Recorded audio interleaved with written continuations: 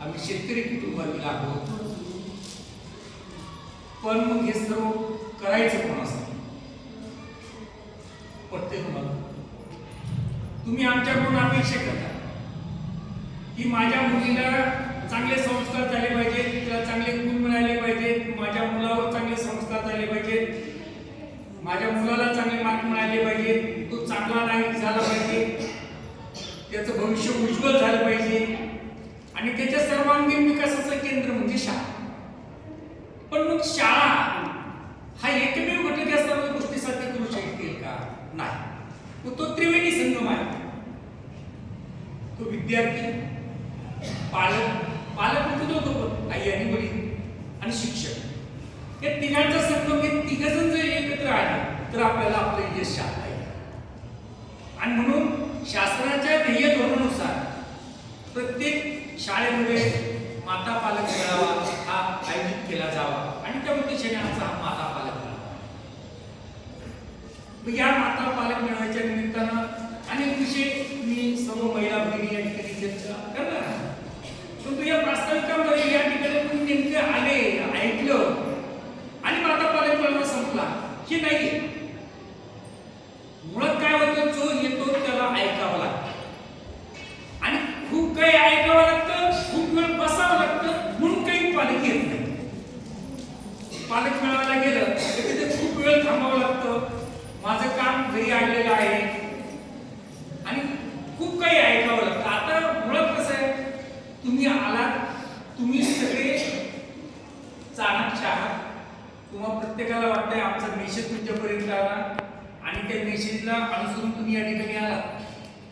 परंतु ज्यांना खऱ्या अर्थानं ढोसाची गरज आहे, गोळीची गरज आहे, इंजेक्शनची गरज आहे, ते आलेच नाही असं आहे.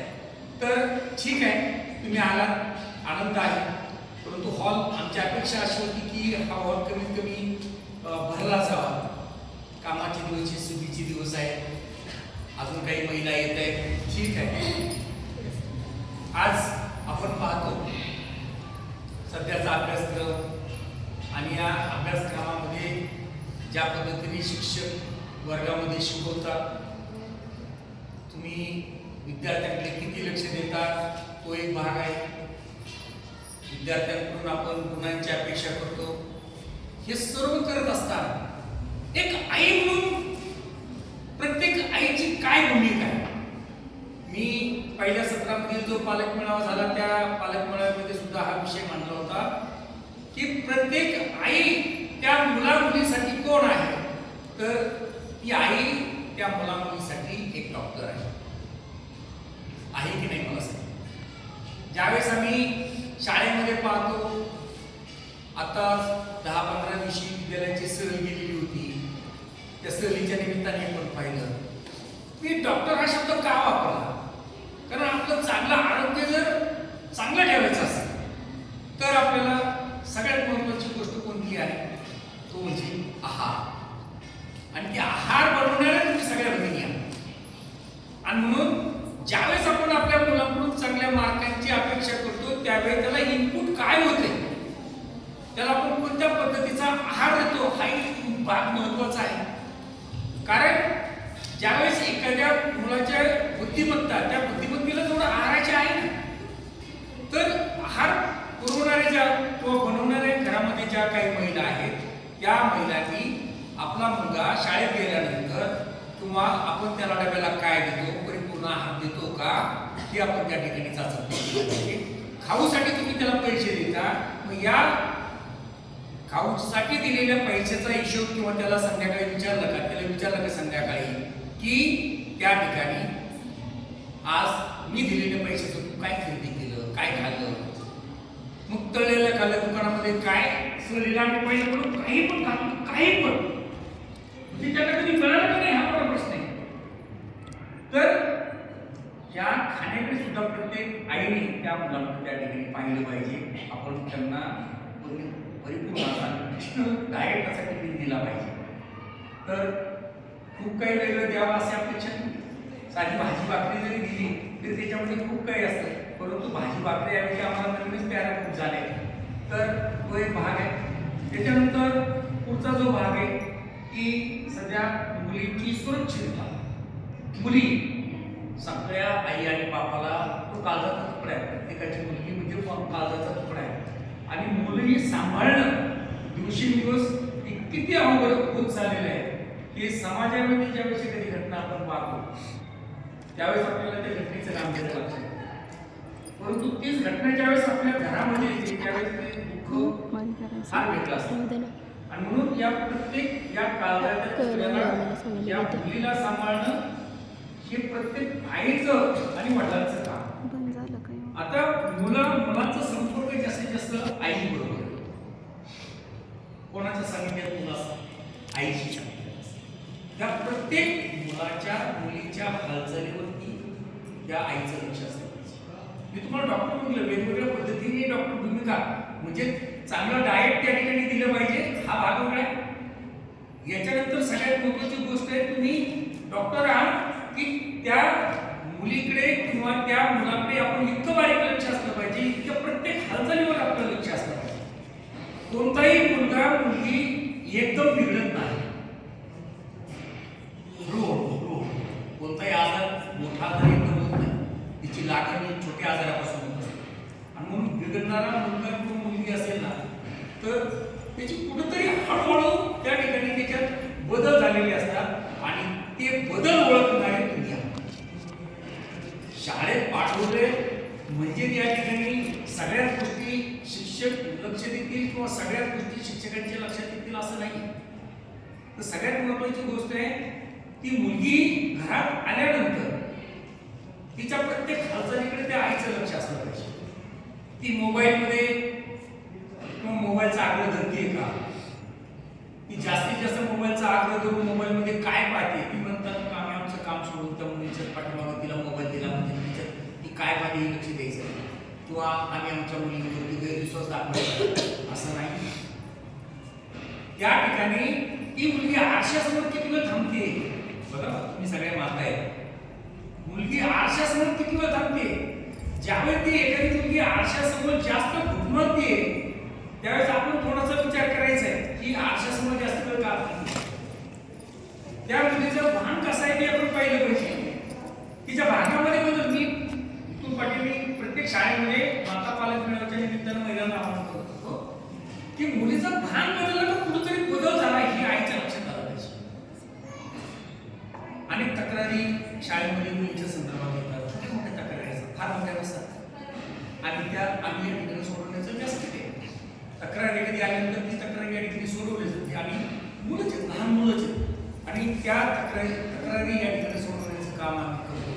तर आईने त्या ठिकाणी सगळ्या काही गोष्टी ज्या आहेत त्या स्वतः त्या ठिकाणी ओळखल्या पाहिजे.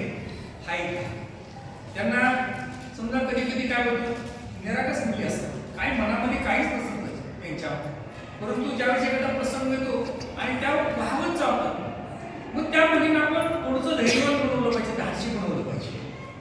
एखाद्या प्रसंगाला कसं सामोरं जायचं ही आपण त्या ठिकाणी आईने त्या ठिकाणी समजून सांगितलं पाहिजे. नुसतं पुस्तकी ज्ञानचं उपयोगी आहे आपल्यासाठी, परंतु एक सामाजिक व्यावहारिक सगळ्या बाबीचं ज्ञान तिला आलं पाहिजे. जिजाऊंनी शिवाला घडवलं. तुम्ही मालिका पहा, या मालिकेमध्ये किंवा शिवाजी महाराजांची मालिका पाहिली असेल, चित्रपट पाहिला असेल, जिजाऊंनी शिवांना कसं घडवलं. श्यामच्या आईचं पुस्तक तुम्ही वाचलं असेल. सानेगुरुजी कशी घडली? अहो आईने घडवलं ना त्यांना. शिवाला कोणी घडवलं? कोणी घडवलं? अहो जिजाऊंनी घडवलं. हा कालपासून सुरू झालेली सावित्रीबाई फुलेंची मालिका तुम्ही काहींनी पाहिली असेल, काहींनी पाहिली नसेल. 7:30ला ती मालिका तो सुरुवातच 2 दिवस पहा. म्हणजे कुठंतरी या मुलींसाठी महिलांसाठी शिक्षणाचं व्यासपीठ सुरू करणाऱ्या ह्या महामानव महापुरुष महिला भगिनी आहे आणि यांचा इतिहास आहे. तो इतिहास आपल्या देशासाठी महाराष्ट्रासाठी एवढा प्रचंड चांगला इतिहास असताना सध्या या 21व्या शतकामध्ये आपण काय पाहतो तर कुठंतरी आता आईने कुठंतरी कटकर झालं पाहिजे. आता मुळात काय झाले 1-2 असे आपत्ती येत होते. इतके लागायचे तर कुठंतरी आपण आपल्या प्रेमाला तरी आपण आता आवड घातला पाहिजे. तुम्ही म्हणता सर असं का म्हणता, आमची काय बोलच मुलं येतात. कधी कधी काय होतं आई आणि वडील म्हणतात म्हणतात मला माझ्या आयुष्यामध्ये सोसावं लागले ते माझ्या मुलांना नाही सोसावं लागलं पाहिजे. अगदी रास्त भूमिका आहे, नाही सोसावं लागलं पाहिजे. परंतु तो मॅच्युअर सज्ञ होईपर्यंत, तो उच्च शिक्षित होईपर्यंत त्याला चांगले संस्कार दिले देणार. तर त्या ठिकाणी किती आपल्याला वाटलं एखादी गोष्ट तर त्या ठिकाणी आईला आपल्याला कणखर व्हावं लागतं, आईला कणखर व्हावं लागतं. हा एक महत्त्वाचा भाग. म्हणून संस्कार कसे घडवावेत, कसं घडवावं, आपल्या मुलांना कसं घडवावं, त्याच्यावर चांगले संस्कार. एक वेळ मी म्हणेल एखाद्या पुस्तकातलं एक धडा नाही शिकला तरी चालेल, परंतु त्याला चांगले संस्कार. माझी मुलगी आहे, मग आम्ही का म्हणतो आमच्या सगळ्या या महिला भगिनी तरुण मुलींना सांगतात वेणी घाला. मला सांगा तुमच्या समोर मोकळे केस सोडून मुलगी शाळेत येते, दिसत नाही? तुम्हाला दिसतं का नाही? तुमच्या समोर येते ना, मग तुम्ही तिला का अडवत नाही? तिला का म्हणत नाही दीदी तू वेणी का नाही घालत? तर हा जो भाग आहे, हा भाग संस्काराचाच भाग आहे. नियम प्रत्येक गोष्टीला नियम, शाळेलाच असे नेहमी आपल्याला नियम लावून घेतले पाहिजेत ना. एखाद्या दिवशी मुलगी उशिरा झाली, दररोज 8:30चा टायमिंग आहे, दीदी 8:30 तुझा क्लास असतो, तू 8:45 वाजता तरी घरीच काय? कुठंतरी जाणीव करून दिली पाहिजे की तिला वेळेची पंक्च्युअलिटी आपल्याला इन्व्हाइट करायची आहे. एका सेकंदावरून एका मिनिटावरून जर एखादी ट्रेन गेली तर त्या ट्रेनचं महत्व त्याही मिनिटाचं महत्व कळतं आपल्याला. म्हणून वेळेचंही महत्व आपल्याला त्याला समजून सांगितलं पाहिजे. सातत्याने त्यांना अभ्यासच द्या असं काही नाही. आई खरी गुरु आहे त्या मुलीची, मुलाची. आई होती, सगळं काही आई शिकवते. 6 वर्षाच्या अगोदर जोपर्यंत शाळेत येते तोपर्यंत खरी गुरु कोण आहे? आईच आहे ना. ती आई शिकवते ना कसं बोलायचं, कसं चालायचं. तुमच्या समोर कधी मुलं इतक्या घाणेरड्या शिवाय देतात, इतक्या घाणेरड्या शिवाय असतात का ते ऐकू शकत नाही. मग कळत तुमच्या मुलांनी आजूबाजूला एखादी शिवी दिलेली असेल तर तुम्ही जर ती ऐकली तर त्याला तुम्ही असं विचारलं काय एवढी घाणेरडी शिवी दिली, त्याचं बोलणं कसं आहे, ह्या काही गोष्टी आपण पाहिल्या पाहिजेत. शिवी देणं, इतरांशी बोलणं हा एक भाग महत्वाचा आहे. आणि खरं तुम्हाला सांगतो ती मुलं आपली मुलगा असेल मुलगी असेल त्या बापानं त्या मुलाचा मित्र बनला पाहिजे. काय मुलीनं आईनं त्या मुलीची मैत्रीण बनला पाहिजे. ज्यावेळेस मैत्री असते ना, एक मैत्रीण दुसऱ्या मैत्रिणीशी सगळं खरं बोलतो. तसं मी आव्हान करतो की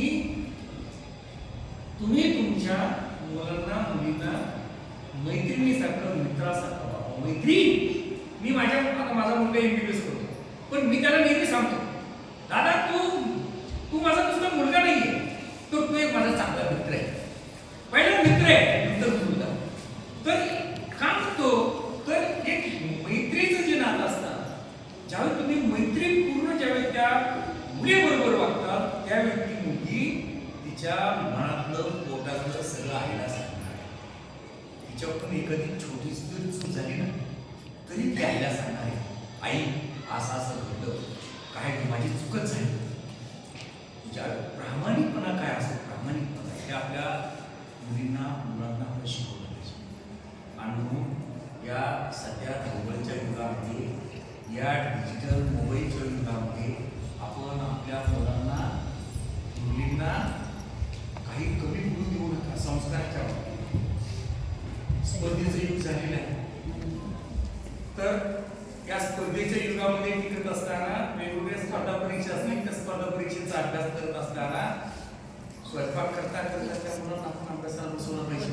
पूर्वीचा काळ घ्या, आपलं बालपण आठवतं, छोटंसं खोली असायची, तिथे चूल असायची, तिथेच कुटुंब असायचं.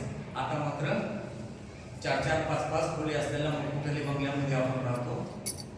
आणि त्या प्रत्येक मुलासाठी मुलीसाठी आता अभ्यासाला खोली आहे. तर अभ्यासाला बसवा, त्याला त्या ठिकाणी वळण लावा, चांगल्या अभ्यासाला त्या ठिकाणी बसवा आणि त्याच्याकडून चांगल्या अपेक्षा त्या ठिकाणी करा. प्रत्येक मुलाला मुलीला त्या ठिकाणी त्याचं जे टार्गेट ठरवायला हवा. तुला काय, किती जणी विचारलं मुलीला तुला काय पाहिजे तुमच्या आयुष्यामध्ये, विचार किती जणी विचार काय उत्तर दिलं. हा दिलं असेल, चांगलं उत्तर दिलं असेल. म्हणजे आपल्या आईला प्रत्येकीला वाटतं, आपल्या आईवडिलांना वाटतं, काय वाटतं की माझ्या मुलानं खूप मोठं झालं पाहिजे, खूप मोठं झालं पाहिजे, तिने आयएस झालं पाहिजे. अरे पण ज्यावेळेस आपण बाकीमध्ये पाहतो एखादा मुलगा किंवा मुलगी आयएस होते, त्यावेळेस त्या मुलानं त्या मुलीने घेतलेले पडद्यावरचे जे कष्ट असतात ते कष्ट आपण पाहिलेले नसतात. तर ती गोष्टी पाहतो गुरुदेव धनगराचं पोरग आयपीएस झालं. अरे आयपीएस झालं, परंतु परिस्थितीची तमा न बाळगता किती कष्ट केले याचे व्हिडिओ तुम्ही पाहिले असतील. आणि म्हणून आपलाही एखादा व्हिडिओ तयार झाला पाहिजे, आपली एखादी मुलगी चांगली सक्सेसफुल झाली पाहिजे असं त्या ठिकाणी आपण ठरवलं पाहिजे. आणि म्हणून आईची भूमिका खूप महत्वाची आहे. वेळेला तिला प्रयत्न द्या, तिच्यासारखं वागा, वेळेला तिच्याशी कणखर त्या ठिकाणी वागलं पाहिजे. तर आजच्या या माता पालक मेळाव्याच्या निमित्तानं जे काही 3-4 मुद्दे मला या ठिकाणी सांगायचे होते की मी आपल्याला सांगितले, तुम्ही आलात आणि या ठिकाणं मार्गदर्शन करणार आहे. आमच्या महिला भगिनी या ठिकाणी तुम्हाला मार्गदर्शन करणार आहे. तुम्ही या ठिकाणी चांगल्या गोष्टी या ठिकाणी घ्या आणि आपल्या मुलांना चांगल्या पद्धतीने चांगले संस्कार देण्याचं काम या ठिकाणी करा आणि ते तुम्ही कराल अशी इच्छा या ठिकाणी व्यक्त करतो. आणि पुढेच एकदा या माता पालक मेळाव्याच्या निमित्तानं तुम्ही या ठिकाणी गेल्या आलात, मग सर्वांचं मनापासून उपप्राचार्य या नात्यानं प्राचार्यांच्या वतीनं उपप्राचार्यांच्या वतीने या ठिकाणी मनापासून स्वागत करतो आणि तुम्हाला